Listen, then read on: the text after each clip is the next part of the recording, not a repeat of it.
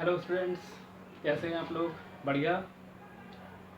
देखिए, चैप्टर 6 में एक्सरसाइज 6.1 मैंने आपको करवा दी थी। आज हम लोग एक्सरसाइज 6.2 देखेंगे। जो प्रॉब्लम है उसको यहाँ पे क्लियर करेंगे, जो भी उसमें क्वेश्चन है। पहला क्वेश्चन जो है यहाँ पे बहुत ही इंटरेस्टिंग है, देखिए ध्यान से समझिएगा। क्वेश्चन नंबर फर्स्ट है जो यहाँ पे दिया हुआ है, in figure find the value of x and y. इस फिगर में एक्स और वाई इनकी वैल्यू में फाइंड करनी है और शो करना है A B is parallel to C D. A B जो है वो सी डी के पैरेलल है। ओके, चलिए देखते हैं कैसे करेंगे इसको। सबसे पहले जो दिया हुआ है हमें, जो एंगल यहाँ पे लिखे हुए हैं, देखिए मैंने आपको एक चीज़ बहुत क्लियर की थी जब एक्सरसाइज 6.1 स्टार्ट की थी, तो उसमें मैंने आपको लीनियर पेयर के बारे में बताया था। ठीक है, लीनियर पेयर ऑफ एंगल्स क्या होते हैं, वहीं पे यहाँ पे हम लोग कुछ इसकी बात करेंगे।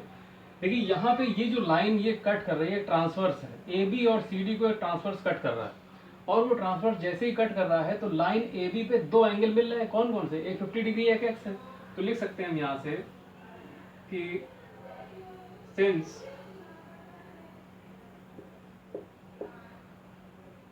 Fifty degree plus x is equal to 180 degree. ठीक है, ये क्यों होंगे? लीनियर पेयर ऑफ एंगल्स के हिसाब से ये हो जाएगा। यहां से x की वैल्यू अगर हम फाइंड करें तो x की वैल्यू कितनी आ जाएगी? 180 degree minus 50 degree.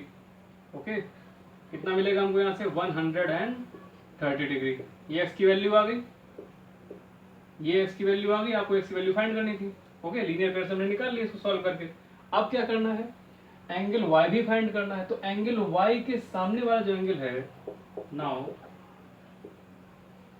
Angle y, या सिर्फ y लिख दें, y is equal to 130 degree. ठीक है, बिकॉज ऑफ, क्यों है ये? वर्टिकली, ये भी मैंने आपको एक्सरसाइज 6.1 में बताया था, vertically opposite angles. Okay, vertically opposite angles हैं ये दोनों सामने सामने के। देखिए y और उसके सामने का 130 डिग्री दोनों वर्टिकली अपोजिट है। वर्टिकली अपोजिट है तो एंगल इक्वल हो जाएंगे। तो यहाँ से जो y की वैल्यू आ जाएगी वो कितनी हो जाएगी? 130 डिग्री। ठीक है, so x is equal to y is equal to 130 degree. ठीक है, this is your answer. x और y दोनों की जो वैल्यू मिलेगी हमें, वो दोनों ही सेम वैल्यू मिलेगी। देखिए एंगल x और एंगल y, अगर एक रिलेशन हम और देखना चाहें, ठीक है, जो नेक्स्ट क्वेश्चन आ रहा है उसको थोड़ा बहुत मैं अभी आपको बताया था उसके बारे में। x और y इक्वल होंगे, इसलिए इक्वल होंगे क्योंकि देखिए दो पैरेलल लाइंस को, ठीक है, अब ये पैरेलल लाइंस की बात हो रही थी, उनको शो करना है A B parallel to C D. ठीक है, तो यहाँ पे हम कह सकते हैं कि x is equal to y is equal to 130 आ गया। ठीक है, वैल्यू फाइंड हो गई। सो ठीक है, ये दोनों एंगल इक्वल है। क्यों है? एंगल x और y इक्वल है, इसलिए यहाँ पे हम लिख के आगे दिखा देते हैं कि ये दोनों जो है वो है alternate interior angles. Alternate interior angles. ठीक है, x और y 130 है, दोनों इक्वल भी हैं, इसलिए क्योंकि दोनों अल्टरनेट इंटीरियर एंगल्स हैं, तो हम कह सकते हैं hence AB is parallel to CD। AB जो है वो CD के पैरेलल होगा। इस हिसाब से भाई अल्टरनेट इंटीरियर एंगल्स कब बनते हैं? जब दो पैरेलल लाइंस को एक ट्रांसवर्स कट करे। जब दो पैरेलल लाइंस को एक ट्रांसवर्स कट कर रहा है तो आप क्लियरली देखिए यहाँ पे Z बन रहा है। जहां मैं पेन चला रहा हूं उसको देखिएगा, ये Z बन रहा है। ठीक है, अगर ये Z बन रहा है तो Z में जो अंदर वाले एंगल्स होते हैं, ये इन्हीं को बोला जाता है अल्टरनेट इंटीरियर एंगल्स। तो एंगल x और एंगल y अंदर की ओर बन रहे हैं, इन्हीं को बोलते हैं हम लोग अल्टरनेट इंटीरियर एंगल्स। ये Z की फिगर फॉर्म हो रही है हल्की फुल्की, इस तरीके से इसको चेक कर लिया जाता है। इसका स्क्रीनशॉट ले लीजिए। ओके, तो अब बढ़ते हैं क्वेश्चन नंबर 2 की ओर। क्वेश्चन नंबर 2 क्या है हमारा? देखिएगा, इन फिगर आपसे कह रहा है A B is parallel to C D. A B C D के पैरेलल है, सी डी ई एफ के पैरेलल है, y इज टू जेड, ये y है एंगल, ये z है, इसका रेशियो है 3:7। ओके, आपको x फाइंड करना है। ये एंगल x है, इसकी वैल्यू आपको फाइंड करनी है। तो चलते हैं इस क्वेश्चन की ओर। इसका हम लोग लिखते हैं सॉल्यूशन। देखिएगा सॉल्यूशन में क्या होगा, आपको गिवन क्या है, y is to z. Okay, तो गिवन दैट, पहले गिवन पे आते हैं, इसमें लिखेंगे गिवन दैट, क्या लिखेंगे, y is to z is equal to 3:7। अब इसका रेशियो जो है हमने मान लिया, let the ratio be x ना लीजिए, के ले लीजिए, लेट द रेशियो बी के। अगर रेशियो के है तो y इज इक्वल टू कितना हो जाएगा, 3k, and z is equal to 7k। अब एक ये जो एंगल है इसको हमने मान लिया कि ये है आपका एंगल, ये है आपका एंगल नंबर 1। ओके, ये एंगल फर्स्ट है। अगर इसको हमने एंगल फर्स्ट कह दिया, इस वाले एंगल को, ये, तो अब जरा ये बताइए कि क्या y एंगल 1 के इक्वल होगा, क्यों, वर्टिकली अपोजिट है। ठीक है, नाउ एंगल y, ये केवल y लिख दीजिए, y is equal to angle 1। Okay, y angle 1 के इक्वल होगा, और क्यों होगा ये भी बता देते हैं, यहां दिखा दीजिए, vertically opposite angles, vertically opposite angles के हिसाब से y is equal to angle 1 हो जाएगा। चलिए अच्छा, अब देखिए x और y, ठीक है, अगर x और y की बात करें तो जो सम ऑफ को इंटीरियर एंगल्स होता है, अगर उसकी हिसाब से देखें, ठीक है, तो x और y मिला के जो एंगल हमको मिलेगा वो हो गया 180।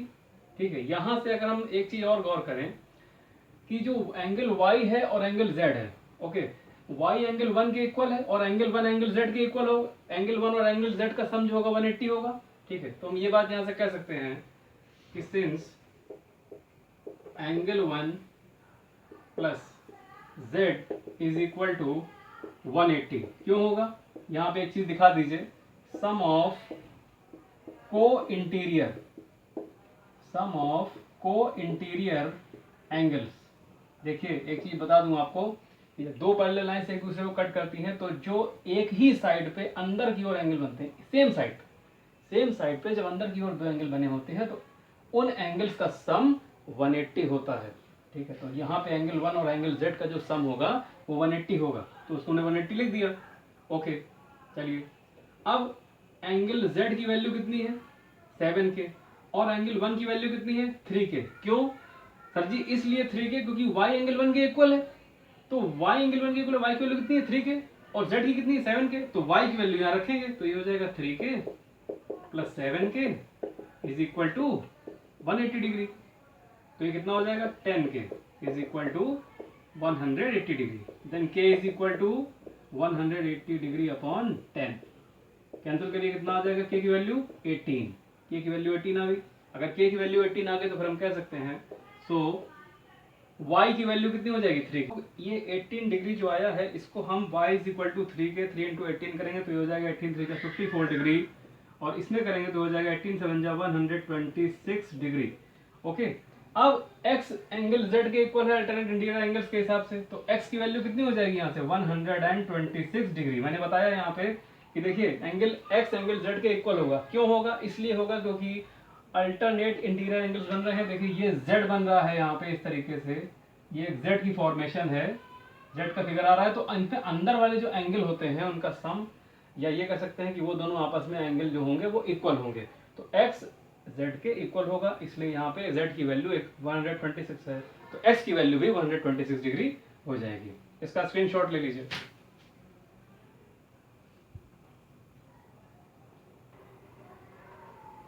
ओके स्टूडेंट्स, फर्स्ट और सेकंड क्वेश्चन देखने के बाद अब चलते हैं क्वेश्चन नंबर 3 पे। क्वेश्चन नंबर 3 क्या है हमारा, देखिए फिगर में आपसे कह रहा है A B is parallel to C D, A B C D के पैरेलल है, ई एफ इज परपेंडिकुलर, ये जो साइन होता है परपेंडिकुलर का होता है, E F is perpendicular to G D, ये ई एफ जो है, ई एफ ये G D sorry C D, E F जो है वो सी डी पे परपेंडिकुलर है तो ये एंगल 90 हो जाएगा, लिख दिया मैंने। जी ई डी कितना दिया हुआ है, 126 दिया हुआ है। फाइंड करने हैं आपको तीन angle, A G E, G E F and F G E. तो चलते हैं, पहला एंगल क्या है, ए जी ई। ए जी ई को देखते हैं, सिंस इसमें आप लिख सकते हैं angle A G E is equal to angle A G E G E D के इक्वल होगा। ठीक है, यहां दिखा देते हैं क्यों, alternate okay, alternate interior, alternate interior angles. Alternate interior angles के हिसाब से ये जो होगा हमारा AGE, वो GED के इक्वल हो जाएगा। देखिए AGE ये वाला एंगल है, इधर वाला, ध्यान से समझिएगा, ये वाला जो एंगल है ये, ओके, ये इस पूरे एंगल के, ये 90 और इधर वाले इतने एंगल को मिला के ये पूरा इसके इक्वल होगा। ठीक है, अगर इक्वल होगा तो हम कह सकते हैं कि फिर एंगल AGE की जो वैल्यू आएगी वो कितनी आ जाएगी, 126। भाई GED की वैल्यू रख दीजिए, कितनी है GED की, 126, इसकी जगह रख दीजिए, तो AGE कितना मिल जाएगा, 126 डिग्री। ये फर्स्ट आपका सॉल्यूशन मिल गया, पहले एंगल की वैल्यू आपको मिल गई, कितनी होगी, 126 डिग्री। अब इसके बाद GEF फाइंड करना है नाउ। तो एंगल देखिए GEF फाइंड करना है। GEF क्या है, GEF ये एंगल है। अच्छा, GED की वैल्यू आप निकाल चुके हैं, कितनी है, 126। तो हम कह सकते हैं since angle GED is equal to, angle GED किन दो एंगल से मिलकर बना है, GEF plus FED, angle GEF plus angle FED, ये लिख दिया हमने। GEF की वैल्यू रखे, GEF की वैल्यू कितनी है, ये तो आपको फाइंड करनी है, ओके, तो हमने लिख दिया GEF। FED 90 है तो 90 लिख दिया। इसके बाद GED पता है आपको कितना है, ये वैल्यू गिवन है 126, यहाँ रख दीजिए 126 डिग्री। तो GEF फाइंड कर लीजिए। अब 90 उधर ले आइए तो हो जाएगा 126 degree minus 90 degree is equal to angle GEF। कितना बचेगा इसमें से, 36 degree is equal to angle GEF।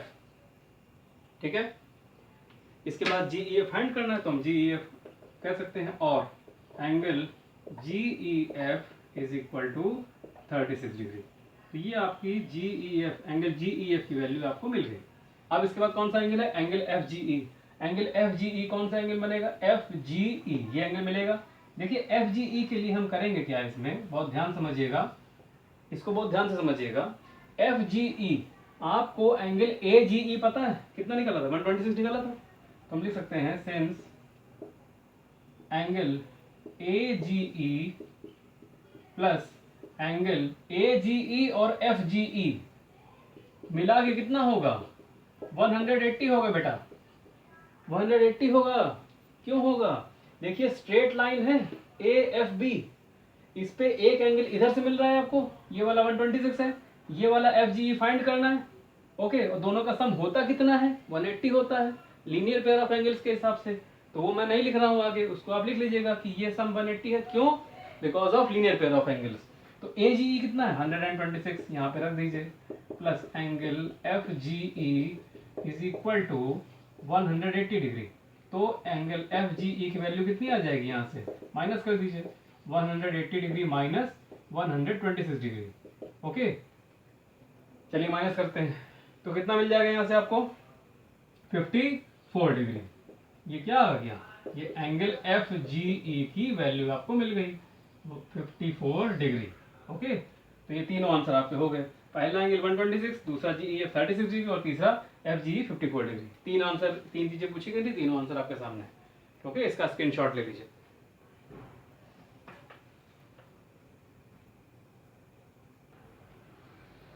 Okay, तो स्क्रीनशॉट ले लिया होगा आपने। अब चलते हैं क्वेश्चन नंबर 4 पे। ठीक है, ये क्वेश्चन थोड़ा सा आसान नहीं होगा, इसलिए ध्यान से समझिएगा। ध्यान देने वाली बात यह है कि यहाँ पे फिगर दिया हुआ PQ जो है वो पैरेलल है ST के। PQ ये लाइन है, ये ST के पैरेलल है, ओके। अभी मैं फिगर समझा देता हूँ। PQR 110 है, PQR ये एंगल 110 है, RST 130 है, तो RST की वैल्यू 130 हो गई। आपको एंगल QRS की वैल्यू फाइंड करनी है। QRS कितना है ये आपको बताना है। अब देखिए, इस PQ लाइन के पैरेलल एक लाइन हमने ड्रॉ की, इस PQ लाइन को आगे बढ़ाते हुए लाइन ST के, सॉरी, PQ लाइन को आगे बढ़ाते हुए ST के पैरेलल हमने एक लाइन ड्रॉ कर ली। इस लाइन PQ ने SR लाइन को पॉइंट M पे कट किया, तो जिस पॉइंट पे कट किया उसको हमने पॉइंट M कह दिया, ठीक है। उसी को पॉइंट M कहा, मतलब आगे तक बढ़ाया पॉइंट एम यहाँ पे आया जहाँ पे एस आर को पी क्यू की आगे बढ़ती हुई लाइन पे कट हुआ, वो एम हो गया। अब ये एंगल 130 आपको गिवन है, 110 गिवन है। मैंने मान लिया कि ये एंगल 1 है, ओके, ये वाला एंगल जो है वो एंगल 2 है, और this one is your angle 3। 1, 2 and 3, ये 1 है एंगल, ठीक है, इतना एंगल 2 है, और यहाँ से यहाँ तक जो है वो एंगल 3 है। अब क्या करना है, अब सुनिए, एंगल 1 की वैल्यू कितनी हो जाएगी, 130। तो हम यहाँ से लिख सकते हैं, since angle 1 is equal to angle R S T, ठीक है, क्यों, करस्पॉन्डिंग एंगल्स, करस्पॉन्डिंग एंगल्स, ये करस्पॉन्डिंग एंगल्स हैं, इसलिए दोनों इक्वल होंगे, ध्यान दीजिएगा भैया, ओके, इसलिए इक्वल होंगे। तो angle 1 is equal to angle R S T की वैल्यू कितनी है, 130 डिग्री। तो एंगल 1 की वैल्यू निकल आई 130 डिग्री। चलिए ठीक है, अब इसके बाद देखते हैं एंगल 2 क्या कहता है। एंगल 1 और एंगल 2 एक स्ट्रेट लाइन पे है, दोनों मिला के 180 होंगे। तो हम कह सकते हैं now angle 1 is equal to angle 1 plus angle 2 is equal to 180 degree because of linear pair of angles, okay, linear pair of angles, इसके हिसाब से दोनों का सम 180 हो जाएगा। अगर 180 हो जाएगा तो फिर एंगल 1 की वैल्यू कितनी है, रख दीजिए 130 है, plus angle 2 is equal to 180 degree. तो एंगल 2 कितना आ जाएगा, 180 डिग्री माइनस 130 डिग्री। तो एंगल 2 कितना मिलेगा आपको, ये हो जाएगा 50 डिग्री, ओके, ये एंगल 2 निकल आएगा, एंगल 2 की वैल्यू मिल गई आपको। एंगल 2 के बाद अब चलते हैं एंगल 3 पे। देखिए पी क्यू आर एंगल कितना है 110, और क्यू आर एस, या ऐसे समझ लीजिए पी क्यू आर कितना है 110, और एम क्यू आर ये एंगल 3 है। हम कह सकते हैं, नाउ ना लिखिए, यहां पे लिख दीजिए and angle P Q R plus angle कौन सा, M Q R, angle M Q R is equal to 180 degree. ये भी लीनियर पेयर से हो जाएंगे, इसको भी दिखा दीजिए आगे, linear pair of angles, linear pair of angles से ये भी हो जाएंगे। अगर हो जाएंगे तो फिर पी क्यू आर कितना है, देखिए 110, यहाँ पे रख देते हैं, plus angle M Q R की वैल्यू कितनी है 3, angle 3 is equal to 180 degree. तो एंगल 3 कितना आ जाएगा यहाँ से, 180 minus 110, it gives you 70 degree. ये आपको 70 डिग्री मिल गया। एंगल 3 की वैल्यू आ गई 70 डिग्री। इसको एक बॉक्स में यहाँ पे हम लोग क्लोज कर देते हैं ऐसे। तो ये एंगल 3 की वैल्यू आपको मिल गई 70 डिग्री। अब क्या फाइंड करना है, अब क्या फाइंड करना है भाई, हमसे क्या कहा गया, क्यू आर एस फाइंड करना है। तो क्यू आर एस के लिए हम ट्राइंगल ले लें, कौन सा, Q R M. Now in triangle Q R M, देखिए ध्यान से समझिएगा, क्यू आर एम ये वाला ट्राइंगल लिया है हमने क्यू आर एम, इसमें एंगल 2 एंगल 3 सब पता है हमको, और एंगल आर नहीं पता है। तो क्या होता है, ट्राइंगल्स के जो ट्राइंगल की जो एंगल सम प्रॉपर्टी होती है वो क्या कहती है कि ट्राइंगल के तीनों सम्स का तीनों जो एंगल हैं उनका सम 180 होता है। ट्राइंगल के तीनों एंगल्स का सम 180 होता है। तो लिख देते हैं यहाँ पे कि angle 3 plus angle 2 plus angle Q R M कितना हो जाएगा, 180 हो जाएगा। यहाँ से एंगल 3 की वैल्यू रखिए, एंगल 3 कितना है 70 है, ओके। एंगल 2 कितना है देखिए 50 है, इसको रख दिया हमने यहाँ पे, plus Q R M is equal to 180 degree. 70 और 50 कितना हो जाएगा यहाँ पे 120 degree, 120 degree plus angle Q R M is equal to 180, okay. तो एंगल क्यू आर एम यहाँ से फाइंड कर लीजिए, कितना आ जाएगा आपका, ये हो जाएगा 180 माइनस 120 इज इक्वल टू 60 डिग्री। ये एंगल क्या आ गया, क्यू आर एम की वैल्यू आ गई। And Q R M angle Q R S is equal to angle Q R M, तो इसकी वैल्यू कितनी मिल जाएगी आपको 60 डिग्री। तो यहाँ से जो एंगल क्यू आर एस आएगा वो आ जाएगा 60 degree. This is your answer. एक बार फिर से समझ लीजिए इसको। देखिए सबसे पहले तो आपको ये जो फिगर दिया हुआ है इसमें हमने क्या किया, एस टी के एक पैरेलल लाइन ड्रॉ कर ली हमने। पैरेलल लाइन ड्रॉ करने के बाद तीन एंगल मिले हमको, एंगल 1, 2 एंड 3। जहां पे भी ये लाइन कट कर रही है इन दोनों एस आर और क्यू आर लाइन को, एंगल 1, 2, 3 फॉर्म हुए। तीन एंगल जैसे बने तो एंगल 1 आर एस टी के इक्वल है, एंगल 1 आर एस टी के इक्वल होगा। क्यों? करस्पॉन्डिंग एंगल्स है दोनों, इस हिसाब से। तो 130 इसकी वैल्यू हो जाएगी। फिर एंगल 1 प्लस एंगल 2, एंगल 1 और एंगल 2 मिला के 180 होंगे लीनियर पेयर के हिसाब से। तो एंगल 2 की वैल्यू निकाल लीजिए यहाँ से। फिर इसके बाद क्या किया हमने, एंगल 3 और एंगल पी क्यू आर, इन दोनों का सम 180 होगा लीनियर पेयर से। एंगल 3 यहाँ से मिल गया हमको, एंगल 3 मिल गया तो हम जानते हैं ट्रायंगल क्यू आर एम में तीनों एंगल्स का सम 180 होता है। एंगल सम प्रॉपर्टी होती है ट्रायंगल की, वो लगा दी हमने यहाँ पे। यहाँ से क्यू आर एम की वैल्यू निकाल ली। क्यू आर एम की वैल्यू जो है वो Q R S, Q R M और Q R S same angle है दोनों, तो Q R S Q R M के इक्वल होगा, तो वो भी कितना हो जाएगा 60 डिग्री। अब इसका स्क्रीनशॉट ले लीजिए।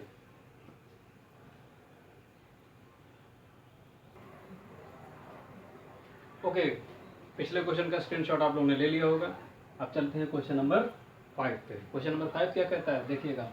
इन figure if A B is parallel to C D, अगर एक फिगर में ए बी सी डी के पैरेलल है तो ए पी क्यू कितना गिवन है 50 और पी आर डी कितना है 127। तो फाइंड क्या करना है, x and Y.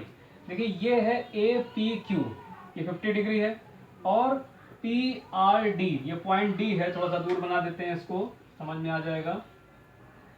P R D 127 given है, तो लिख देते हैं यहाँ पे गिवन दैट, क्या क्या चीजें आपको दी हुई हैं गिवन है उनको लिख देते हैं। Angle A P Q is equal to 50 degree and angle P R D is equal to 127 degree. ये दो चीजें आपको गिवन है। अब एक्स और वाई फाइंड करने हैं, तो देखिए angle A P Q is equal to angle P Q R. देखिए since angle A P Q is equal to angle P Q R, ये दोनों क्यों इक्वल हैं आगे दिखा देते हैं। क्योंकि देखिए ए से पी जाइए, ए से पी तक जाइए, पी से क्यू तक आइए और क्यू से आर जाइए। ए P Q are, A P Q are, क्या जेड बन रहा है, जेड बन रहा है तो अंदर वाले एंगल इक्वल होंगे। इन अंदर वाले एंगल को क्या कहते हैं, अल्टरनेट इंटीरियर एंगल्स। चलिए लिख दीजिए यहाँ पे alternate interior angles. Okay, alternate interior angles हो गए। तो ए पी क्यू कितना है 50, रख दीजिए यहाँ पे 50 is equal to P Q R कितना है एक्स, और यहाँ से एक्स की वैल्यू कितनी मिल जाएगी आपको 50 डिग्री। ये एक्स आ गया, एक्स आ गया भैया। ओके, अब क्या चाहिए, सिर्फ वाई चाहिए। तो वाई के लिए देखिए angle A P are, angle A P are, देखिए ये पूरा एंगल ए पी आर, यहां से यहां तक जाइए तो क्या एक जेड बन रहा है। जहां मैं पेन चला रहा हूं उसको देखिए, ए से पी गए, पी से आर पे आए, आर से डी पे गए, जेड बना। थोड़ा बहुत दिख रहा होगा आपको, समझ में आ रहा होगा, ये जेड बन रहा है। ए से पी, पी से आर, आर से डी, ये जेड बना है। ऐसे अंदर वाले जो एंगल हैं पूरे पूरे 50 प्लस वाई 127 के इक्वल होगा। क्यों, because of alternate interior angles. Now angle A P R is equal to angle P R D, और एंगल ए पी आर पूरा एंगल कितना हो जाएगा, जरा गौर करिए। A P R 50 plus y होगा भाई, तो इसको लिख सकते हैं angle 50 degree plus y is equal to P R D कितना है 127 है, यहाँ पे रख दीजिए। तो वाई की वैल्यू मिल जाएगी आपको, कितना हो जाएगा 127 डिग्री माइनस 50 डिग्री। ओके, तो वाई यहाँ से कितना आ जाएगा, देखिए माइनस कर लीजिए, कितना बचा 77 डिग्री। ये y की वैल्यू मिल गई आपको। ठीक है, x और y आपको चाहिए थे, x और y आपको मिल गए। तो आप चाहें तो यहाँ पे अलग से आंसर भी लिख सकते हैं। आंसर में लिख दीजिए x is equal to 50 degree and y is equal to 77 degree. ठीक है, तो कोई बहुत टफ चीज नहीं थी इसमें, समझ में आ गया होगा आपको, बहुत आसान है। अल्टरनेट इंटीरियर एंगल्स की प्रॉपर्टी लगी है दोनों जगह पे। एक काम और करिए कि यहाँ पे भी जो मैंने लिखा नहीं है, ओके, यहाँ पे भी आप दिखा दीजिए थोड़ा सा इस तरीके से कि ये जो एंगल्स हैं ये भी आपके कैसे होंगे, अल्टरनेट इंटीरियर होंगे। इनको यहाँ पे लिख के दिखा देते हैं। ये क्यों इक्वल है, alternate interior angles, alternate interior angles, इसलिए ये इक्वल होंगे। अब यहाँ पे आंसर हम लोग लिख देते हैं कि आंसर में आपका एंगल x होगा 50 डिग्री और एंगल y हो जाएगा 77 degree. Okay, now you take screenshot.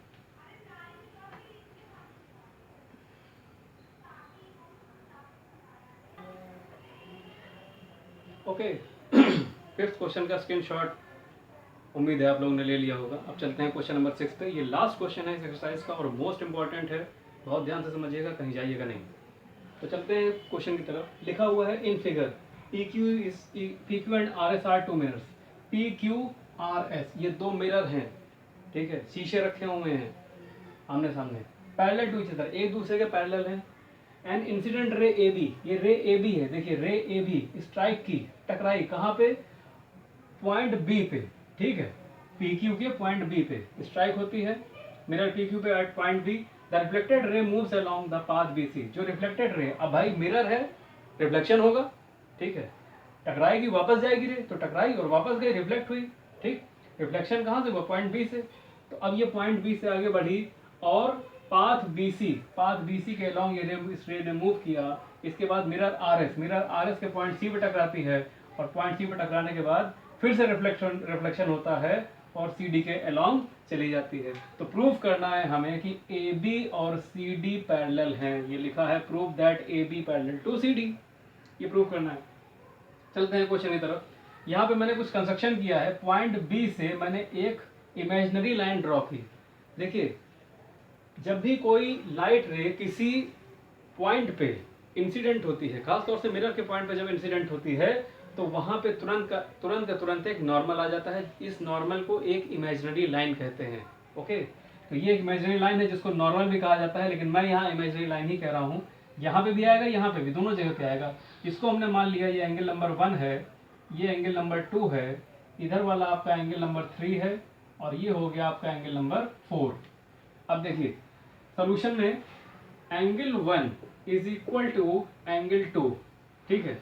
Angle 1 angle 2 के इक्वल होगा, इसलिए क्योंकि जैसे ही नॉर्मल आता है तो इंसिडेंट एंगल, ये इंसिडेंट रे है, नॉर्मल और इंसिडेंट रे के बीच के एंगल को इंसिडेंट एंगल बोलते हैं और नॉर्मल और रिफ्लेक्टेड रे के बीच के एंगल को रिफ्लेक्शन एंगल बोलते हैं। तो ये angle of incident is equal to angle of reflection होगा। तो यहाँ पे लिख देते हैं आगे, सिंस एंगल ऑफ इंसिडेंट, ठीक है, angle of incidence is equal to angle of reflection. ये पॉइंट R यहाँ पे बना दिया मैंने। Angle of incidence is equal to angle of reflection होगा यहाँ पे, इसलिए दोनों एंगल इक्वल होंगे। सिमिलरली एंगल 3 एंगल 4 के इक्वल होगा, क्योंकि ये इंसिडेंट एंगल है 4 और रिफ्लेक्टेड एंगल 3 है, तो 3 और 4 इक्वल हो जाएंगे। तो आप सकते हैं angle 3 is equal to angle 4, ठीक है, सेम चीज, ठीक है, जो ऊपर लिखा था इज इक्वल टू, उसी के इक्वल होंगे दोनों। इसके बाद एक चीज और, क्या, एंगल 2 एंगल 3 के इक्वल होगा बेटा। क्यों होगा, क्योंकि देखिए Z बन रहा है, A से B गए, B से C आए, C से D गए, Z बना कि नहीं बना। अगर Z बना तो फिर एंगल 3 एंगल 2 के इक्वल होगा। वैसे तो 3 और 4 मिला के पूरा एंगल, पूरा 1 और 2 मिला के इक्वल होंगे, लेकिन अगर आधा एंगल देखा जाए तो एंगल 2 एंगल 3 के इक्वल होगा। And angle 2 is equal to angle 3 because of alternate interior angles,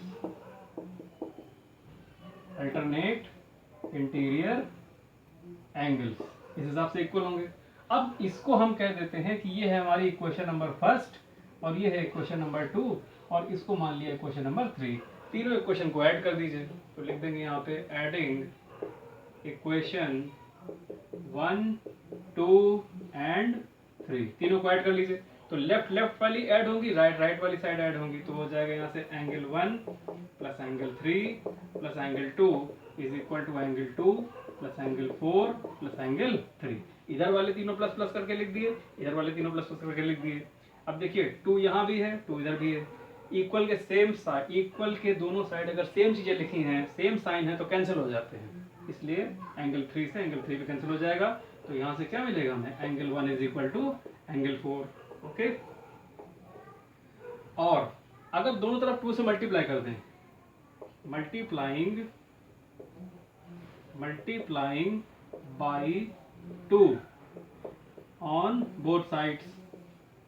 math में हम दोनों तरफ कुछ भी करने के लिए स्वतंत्र होते हैं, या एक साइड पे अगर कर रहे हैं प्लस माइनस भी करने के लिए सेम साइड पे, एक ही साइड पे कर सकते हैं। तो 2 times of angle 1 is equal to 2 times of angle 4। यहां से क्या होगा, ध्यान दीजिएगा, अगला स्टेप बहुत ही ध्यान दीजिएगा। 2 टाइम्स एंगल 1 लिखा है, क्या हम इसको एंगल 1 प्लस एंगल 1 लिख सकते हैं? बिल्कुल लिख सकते हैं। 2 टाइम्स एंगल 4 लिखा है, तो यहाँ पे एंगल 4 प्लस एंगल 4 दो बार लिख सकते हैं। लिख सकते हैं कि नहीं? अब देखिए, फर्स्ट इक्वेशन से एंगल 1 की जगह एंगल 2 रख दीजिए, और सेकंड इक्वेशन से एंगल 4 की जगह एंगल 3 रख दीजिए। तो ये हो जाएगा angle 1 plus angle 2 is equal to angle 3 plus angle 4। यानी कि इन दोनों एंगल्स का सम, इन दोनों एंगल्स के सम के इक्वल हो गया। तो हम कह सकते हैं यहां से कि angle A B C, okay, यही तो है एंगल 1 प्लस 2। ये कर लीजिए एंगल क्या, B C D, angle B C D, जो सी पे एंगल बना है पूरा, 1 प्लस 2 मिला के सी बन रहा है। एंगल सी किसके इक्वल होगा, एंगल ए बी सी के, is equal to angle A B C. Okay, B C D 1 plus 2 is equal to 3 plus 4 आ रहा है, यानी कि ए बी सी के इक्वल हो रहा है। तो हम कह सकते हैं कि जो लाइन ए बी और सी डी हैं, हेंस ये इक्वल क्यों, चलिए देखते हैं। Angle B C D angle A B C के इक्वल हुआ है, क्यों? अल्टरनेट इंटीरियर एंगल्स इसके हिसाब से इक्वल हुआ है। तो हम कह सकते हैं hence line A B is parallel to C D. भाई अल्टरनेट इंटीरियर एंगल कब बनते हैं, जब दो लाइन पैरेलल हो और उनको एक ट्रांसवर्स कट करें। तो अगर बी सी एक ट्रांसवर्स मान लिया जाए और ए बी और सी डी पैरेलल मान ली जाए, तो फिर angle 1 plus 2 is equal to angle 3 plus 4 हो जाता। इसका कन्वर्स अगर करें कि 1 और 2 3 और 4 के इक्वल है, तो फिर ए बी और सी डी क्या होंगी, पैरेलल होंगी। तुम लिख सकते हैं hence A B is parallel to C D. Okay, अब इसका आप स्क्रीनशॉट ले सकते हैं।